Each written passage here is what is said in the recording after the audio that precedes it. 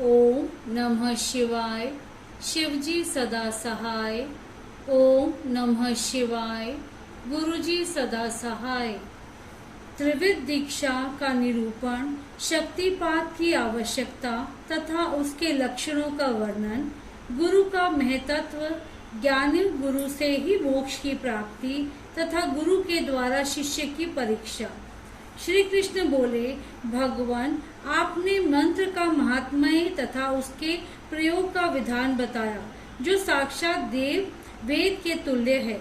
अब मैं उत्तम शिव संस्कार की विधि सुनाना चाहता हूँ, जिसे मंत्र ग्रहण के प्रकरण में आपने कुछ सूचित किया था।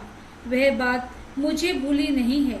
उपमन्यु ने कहा, अच्छा, मैं तुम्हें शिव द्वारा कथित परम पवित्र संस्कार का विधान बता रहा हूँ, जो समस्त पापों का शोधन करने वाला है। मनुष्य जिसके प्रभाव से पूजा आदि में उत्तम अधिकार प्राप्त कर लेता है, उस षड् शोधन कर्म को संस्कार कहते हैं। संस्कार अर्थात शुद्धि करने से ही उसका नाम संस्कार है। यह विज्ञान देता है और पाश बंधन को क्षीण कर देता है। इसीलिए इस संस्कार को ही दीक्षा भी कहते हैं। शिव शास्त्र में परमात्मा शिव ने शांभवी, शक्ति और मंत्री 3 प्रकार की दीक्षा का उपदेश किया है। गुरु के दृष्टिपात मात्र से, स्पर्श से तथा संभाषण से भी जीव को जो तत्काल पाशों का नाश करने वाली संज्ञा सम्यक बुद्धि प्राप्त होती है, वह शांभवी दीक्षा कहलाती है। उस दीक्षा के भी 2 भेद हैं, तीव्रा और तीव्रतरा। पाशों के क्षीण होने में जो शीघ्रता या मंदता होती है, उसी के भेद से ये 2 भेद हुए हैं। जिस दीक्षा से तत्काल सिद्धि या शांति प्राप्त होती है, वही तीव्रतरा मानी गई है। जीवित पुरुष के पाप का अत्यंत शोधन करने वाली जो दीक्षा है, उसे तीव्रा कहा गया है।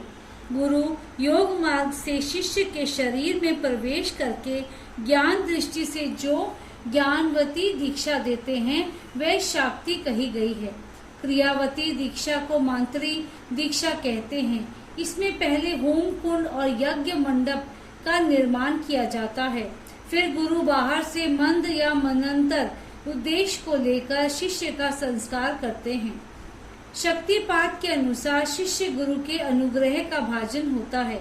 शैव धर्म का अनुसरण शक्तिपात मूलक है, अतः संक्षेप से उसके विषय में निवेदन किया जाता है। जिस शिष्य में गुरु की शक्ति का पात नहीं हुआ, उसमें शुद्धि नहीं आती तथा उसमें ना तो विद्या, न शिवाचार, न मुक्ति, न सिद्धियां ही होती हैं। अतः प्रचुर शक्तिपात के लक्षणों को देखकर गुरु ज्ञान अथवा क्रिया के द्वारा शिष्य का शोधन करें। जो मोहवश इसके विपरीत आचरण करता है, वह दुर्बुद्धि नष्ट हो जाता है। अतः गुरु सब प्रकार से शिष्य का परीक्षण करें। उत्कृष्ट बोध और आनंद की प्राप्ति ही शक्तिपात का लक्षण है, क्योंकि वह परमा शक्ति प्रबोधानंद रूपिणी है। आनंद और बोध का लक्षण है। अंतःकरण में विकार, जब अंतःकरण द्रवित होता है, तब वहाँ जी शरीर में कंपन, रोमांच, स्वर विकार, नेत्र विकार और अंग विकार प्रकट होते हैं। शिष्य भी शिव पूजन आदि में गुरु का संपर्क प्राप्त करके अथवा उनके साथ रह करके उनमें प्रकट होने वाले इन लक्षणों से गुरु की परीक्षा करें। शिष्य गुरु का शिष्यणीय होता है और उसका गुरु के प्रति गौरव होता है। इसीलिए सर्वथा प्रयत्न करके शिष्य ऐसा आचरण करें जो गुरु के गौरव के अनुरूप हो। जो गुरु है वे शिव कहा गया है और जो शिव है वे गुरु माना गया है। विद्या के आकार में शिव ही गुरु बनकर विराजमान है। जैसे शिव हैं वैसी विद्या है, जैसी विद्या है वैसे गुरु हैं। शिव, विद्या और गुरु के पूजन से समान फल मिलता है। शिव सर्वदेवात्मक है और गुरु सर्वमंत्रमय। अतः संपूर्ण यत्न से गुरु की आज्ञा को शिरोधार्य करना चाहिए। यदि मनुष्य अपना कल्याण चाहने वाला और बुद्धिमान है तो वह गुरु के प्रति मन, वाणी और क्रिया द्वारा कभी मिथ्याचार, कपटपूर्ण बर्ताव ना करे।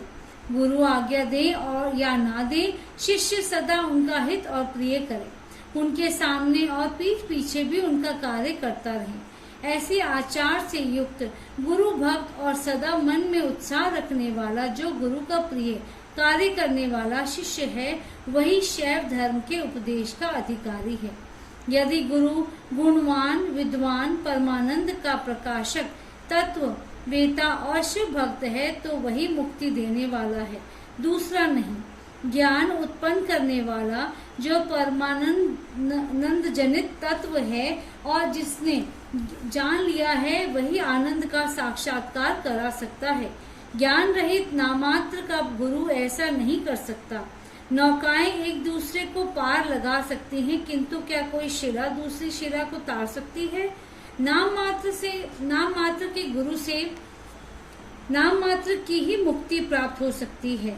जिन्हें तत्व ज्ञान है वे ही स्वयं मुक्त होकर दूसरों को भी मुक्त करते हैं। तत्वहीन को कैसे बोध होगा और बोध के बिना कैसे आत्मा का अनुभव होगा? जो आत्मा अनुभव से शून्य है वह पशु कहलाता है। पशु की प्रेरणा से कोई पशु तत्व को नहीं लांघ सकता। अतः तत्वज्ञ पुरुष ही मुक्त और मोचक हो सकता है, अज्ञ नहीं। समस्त शुभ लक्षणों से युक्त, संपूर्ण शास्त्रों का ज्ञाता तथा सब प्रकार के उपाय विधान का जानकार होने पर भी जो तत्व ज्ञान से हीन है, उसका जीवन निष्फल है। जिस पुरुष की अनुभव पर्यंत बुद्धि तत्व के अनुसंधान में प्रवृत्त होती है, उसके दर्शन, स्पर्श आदि से परमानंद की प्राप्ति होती है।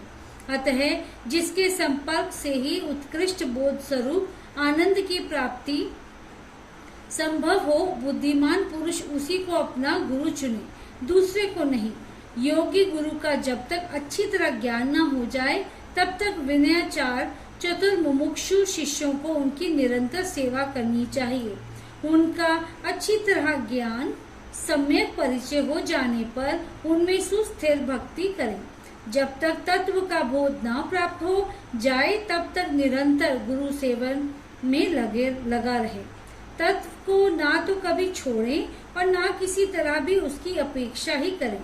जिसके पास 1 वर्ष तक रहने पर भी शिष्य को थोड़े से भी आनंद और प्रबोध की उपलब्धि ना हो, वह शिष्य उसे छोड़कर दूसरे गुरु का आश्रय ले। गुरु को भी चाहिए कि वह अपने आश्रित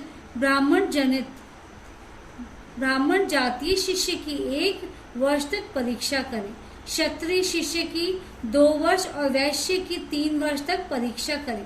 प्राणों को संकट में डालकर सेवा करने और अधिक धन देने आदि का अनुकूल प्रतिकूल आदेश देकर उत्तम जाति वालों को छोटे काम में लगाकर और छोटों को उत्तम काम में नियुक्त करके उन्हें उनके धैर्य और सहनशीलता की परीक्षा करें।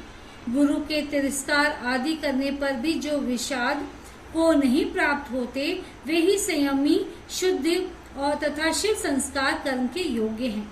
जो किसी की हिंसा नहीं करते, सबके प्रति दयालु होते, सदा हृदय में उत्साह रखकर सब कार्य करने को उद्यत रहते, अभिमान शून्य, बुद्धिमान और सपर्धारित होकर प्रिय वचन बोलते, सरल, कोमल, स्वच्छ, विनयशील, सुस्थिरचित, शौचाचार से संयुक्त और शिव भक्त होते, ऐसे आचार व्यवहार वाले द्विज जातियों को मन, वाणी, शरीर और क्रिया द्वारा यथोचित रीति से शुद्ध करके तत्व का बोध कराना चाहिए। यह शास्त्रों का निर्णय है। शिव संस्कार कर्म से नारी का स्वतः अधिकार नहीं है। यदि वह शिव भक्त हो तो पति की आज्ञा से ही उत्तर संस्कार की अधिकारिणी होती